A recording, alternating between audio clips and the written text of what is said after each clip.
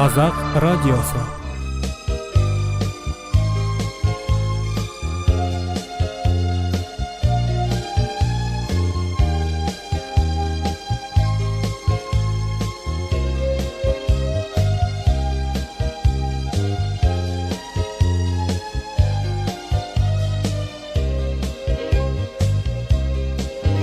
Қайырлы таң, құрметті тыңдармандар. Армысыздар, ардақты мектеп қауымдастығы. АСН Қазақ радиосының бүгінгі эфирінде сіздермен бірге болатын мен, Жания Сабитқызы, 7-ші Си сынып оқушысы. Және мен, Алихан Исабеков, 8-ші Си сынып оқушысы.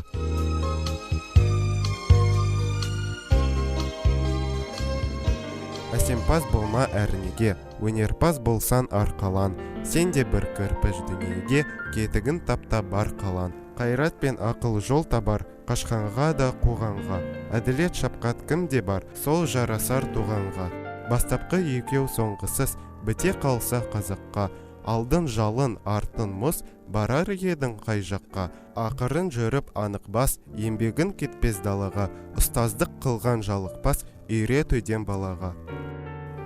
Ғылым таппай мақтанба, орын таппай баптанба, ғұмарланып жаттанба, ойнап босқа күлуге. 5 нәрседен қашық бол, 5 нәрсеге асық бол, адам болам десеңіз. Тілеуің, өмірің алдыңда, оған қайғы жесеңіз. Өсек, өтірік, мақтаншақ, еріншек, бекер, мал шашпақ, 5 дұшпаның білсеңіз. Талап, еңбек, терең ой, қанағат рақым ойлап қой. 5 асылыс көнсеңіз. Болмасаң да ұқсап бақ, бір ғалымды көрсеңіз, ондай болмақ қайда деп, айтпа ғылым сүйсеңіз. Сізге ғылым кім берер, жанбай жатып сөнсеңіз. Дүние де өзі, мал да өзі, ғылымға көңіл берсеңіз. Бәрі келді және, мына өлеңдері арқылы Абай атамыз бізге, оқушыларға, еріншек, жалқау болмай, білім ғалымға көңіл қойындар деп өсиет айтып тұрғандай. Оның рас Алихан, Абай атамыздың өлеңдері өте өміршең, заманауи болып келеді екен. Қанша уақыт өтсе де, өткірлігін жоймайтын тәрізді. Иә және келісемін, бүгінгі эфирімізді қазақтың ұлы ақыны Абай Құнанбаевқа арнаған себебіміз де осы. Оның өміршең өсиеттері санамыздан өшпеу керек. Бүгін Алихан екеуміз Абай атамыздың әсемпаз болма әрнеге, ғылым таппай мақтанба деген өлеңдерін оқыдық. Ұлы ақын, ағартушы, қазақтың жазба әдебиетінің және әдеби тілінің негізін салушы Абай Құнанбайұлы Шығыс Қазақстан облысы Шыңғыс тауының бауырында 1845 жылы дүниеге келді. Абай атақты тобықты руының Ырғызбай деген тобынан тарайды. Ол ауыл молдасынан оқып жүрген кішкентай кезінен-ақ зеректігімен көзге түседі. Ал 10 жасқа толғанда Семейдегі Ахмет Риза медресесінде 3 жыл оқыды. Сол жерде араб, парсы тілдерін меңгеріп шыққан. Шығыстың Низами, Науаи, Сағди, Хафиз, Физули сияқты ұлы ғұламалардың шығармаларымен танысады. Орысша сауат ашады. Абай Құнанбайұлы ойшыл, саяси қайраткер және біздің еліміздің тарихында үлкен із қалдырған адам. Ол әдебиеттің дамуына ғана емес, сонымен бірге Қазақстан, Ресей және басқа да Еуропа елдері арасындағы мәдени байланыстарды нығайтуға үлес қосқан. Оның сөз өнеріне ерте баулыған адам әжесі Зере. Ол немересінде білімге деген сүйіспеншілік пен қоштарлықты оята алды. Зере ауызша баяндаудың керемет шебері болған және ертегі мен әңгімені қызықты айта білген. Сондықтан Абай әжесін қатты жақсы көретін. Абай алғашқы өлеңін 10 жасында жазған, ал ақындық қуатын танытқан үлкен шығармасы Қансонарда. 8 аяқ, Қансонарда бүркітші шығады аңға, қалың елім қазағым, қайран жұртым сияқты өлеңдерінің әрбіреуі тың дүние, шығармашылық, жаңалық.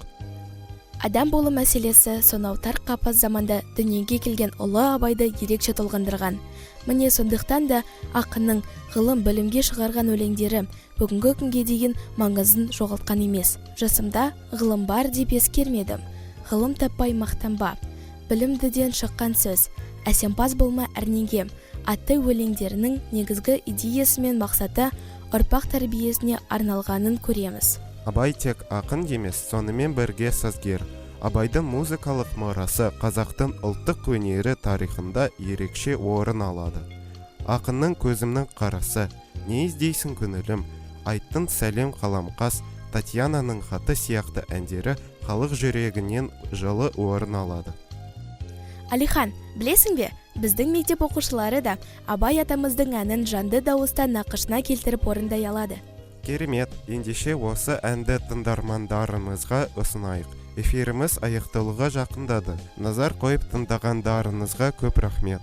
Біз сіздермен қоштаспаймыз, келесі кездескенше дейміз. Эфиріміздің соңында қазақтың 100 әні жобасы аясында шырқалған Абай ақынның әніне кезек береміз. Бұл әнді орындаған 8-ші B сынып оқушылары Нұрмахан Данара мен Джакишева Камила. Әннің аты «Көзімнің қарасы».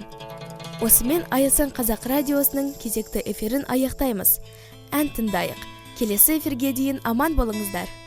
Көзімнің қарасы, көңілімнің санасы, бітпейді іштегі ғашықтық жарасы, бітпейді іштегі ғашықтық жарасы. Қазақтың данасы, жас үлкен ағасы, бар деме сендей бір адамның баласы, бар деме сендей бір адамның баласы.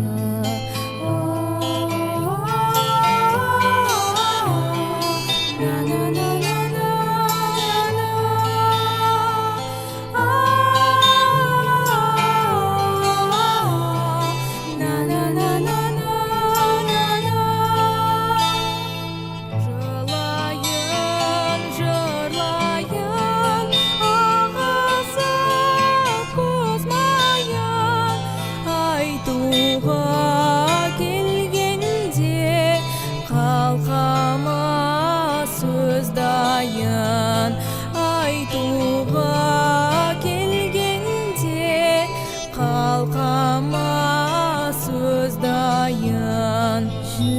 Жүректен қозғайын, әдеттен озбайын, өзі де білмей көп сөйлеп созбайын, өзі де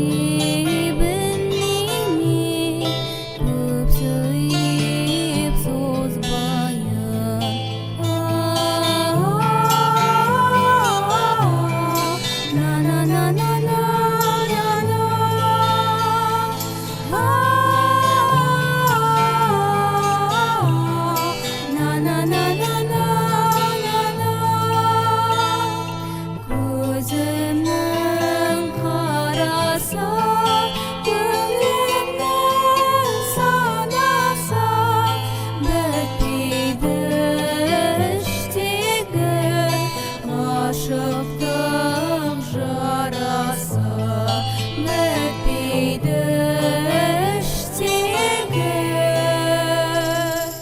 ғашықтық